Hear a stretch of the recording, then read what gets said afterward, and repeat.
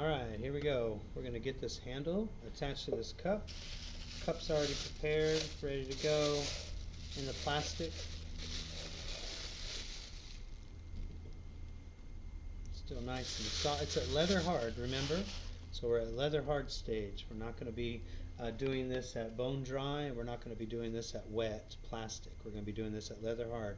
So about halfway through the drying process, because we were going to do the slip and scoring method to get the handle attached.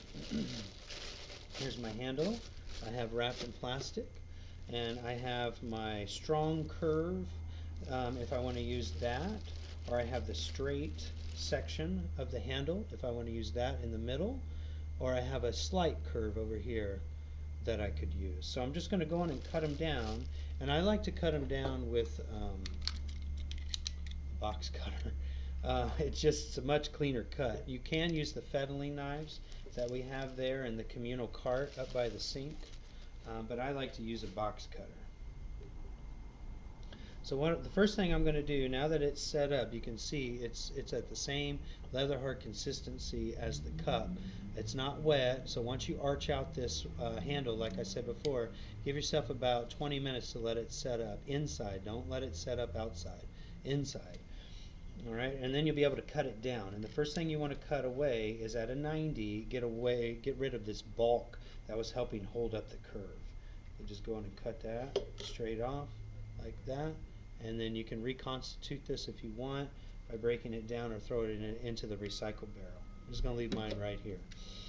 Alright, then I'm going to go on and cut at the other curve right here, a 90 straight through.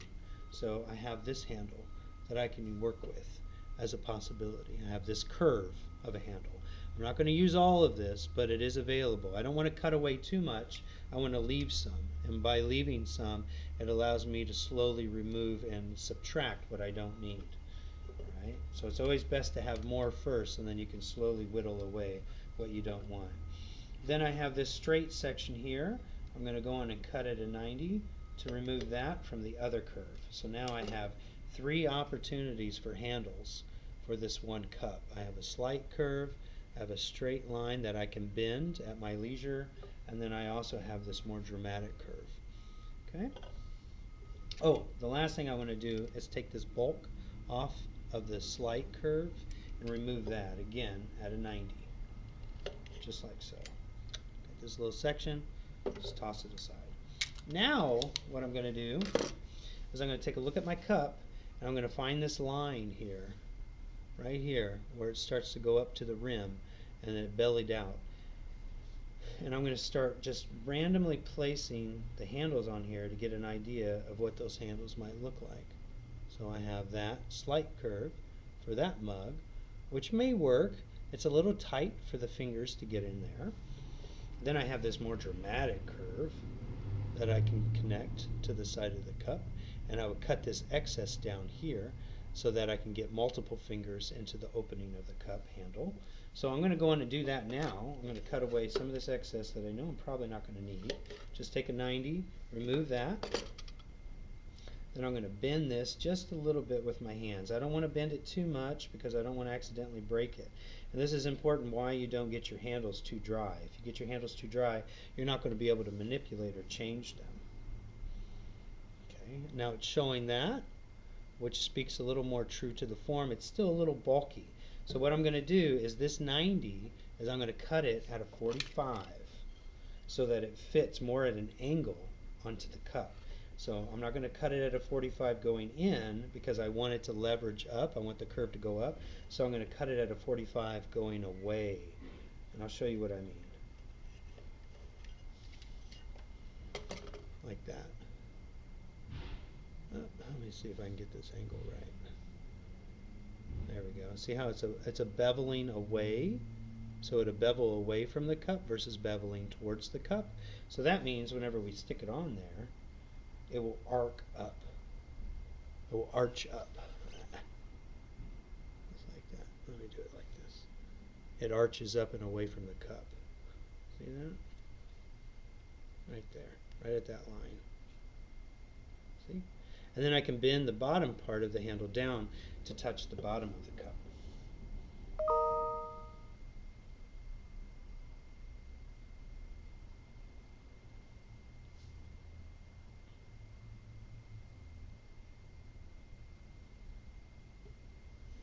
Okay. Let me try to manipulate it just a little bit here.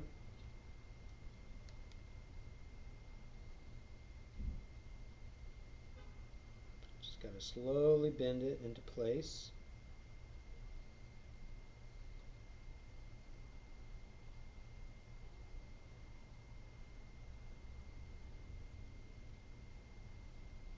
Okay, just trying to get a very subtle arch.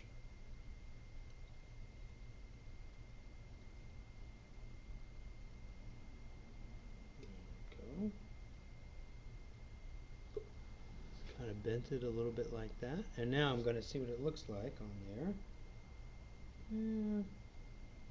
I don't really like it, but maybe I'll try this. Maybe I'll bring the handle up a little bit higher. This is why we make multiple handles, because you may not like that very first one that you make. So let me cut this down just a little bit more and see what this looks like up here. And again, you just want to take a little bit away at a time. You don't want to take it all away at once. You want to give yourself some flexibility, no pun intended, because I'm flexing the handle to make it fit. If you don't have enough flexibility, then you could break it. You don't want to do that. I actually kind of like that a little bit more. A handle like that up high gives me way more leverage. And you can always flip it too. Flip it upside down. Make a handle like that. So I'm actually kind of liking that. I'm going to do this. So once I find out exactly where I want my handle, then what I'm going to do is I'm going to lay it in my lap, and then I'm going to lay the handle very, very carefully, and I'm going to create on the side of the cup, I'm going to create what's called a registration, and just marking out where that handle is going to be slip and scored. And then I take the handle off, and I'll show you what those registrations look like. You can see the markings that I made with my box cutter. That lets me know within those lines is where I'm going to score, and I'm going to add slip, and then up here is where I'm going to score and add slip. I'm going to do that now. You can do this with a fork. You can do it with a pen tool.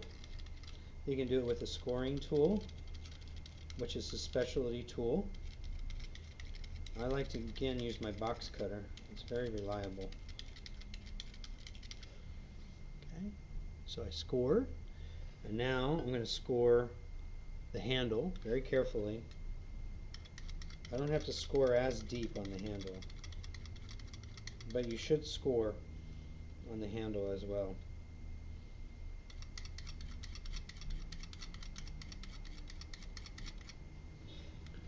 Just like that. Then what I do is I take the two ends of the handle, I dip them in water. I don't add slip to these, I just dip the edges in water. Then I'm going to take my wood knife and my little scoop end. I'm going to scoop out some of my slip from wheel throwing.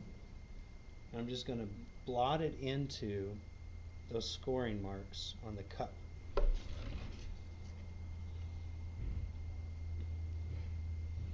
I always like to use the slip from my throwing bucket because it's often the same clay that I've used to throw the cup. Then I'm just going to wedge or push that handle into the scoring marks.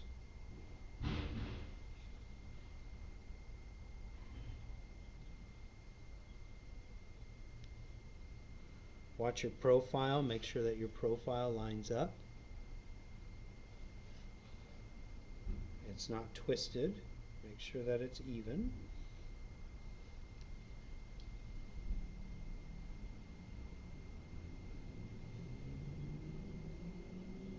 And just wedge it on there. Just like so. Right? And your handle on this side as well. Okay. And then now you would never want to pick it up by the handle, but you can kind of lay your fingers in there and get an idea of how many you're going to be able to get in there to use. Okay. And then what you do is take a little bit of water, and with that scoop end of that knife, just kind of clean up that seam. Compress that extra slip into that seam. Now it's still going to look rudimentary, it's going to be a little rough, but what's going to happen is after you smooth out around the seam, right, kind of clean it up a little bit, then what I want you to do, as long as the handle is not going up over the rim, is I want you to flip it upside down on your bat in the back, right? And you're going to leave it there under plastic until the next class period. Then the next class period, you're going to come in and you're going to take your thumb and you're going to clean up some of that excess slip that's on the outside. You can do a little bit of that now after you've added the handle. And then you can also sand it down a little bit with the green Brillo pads that are up there in the community cart. Then after that, I want you over the weekend to leave it covered in plastic and let it slowly dry. Then next week, completely uncover it with plastic, but keep it under plastic like this, upside down, so that the handle has a better chance of holding onto the cup. If you do it like this, gravity will pull that handle down and make it fall and crack up on the top. So by flipping it upside down, don't mess up your rim, all right? So don't scoot it around, just lay it very comfortably on top of the bat, right? And then make sure that you write your name on the surface, on the bottom of the piece as well. So while it's resting upside down, that handle's resting, just go on and inscribe your name on the bottom. And that's that.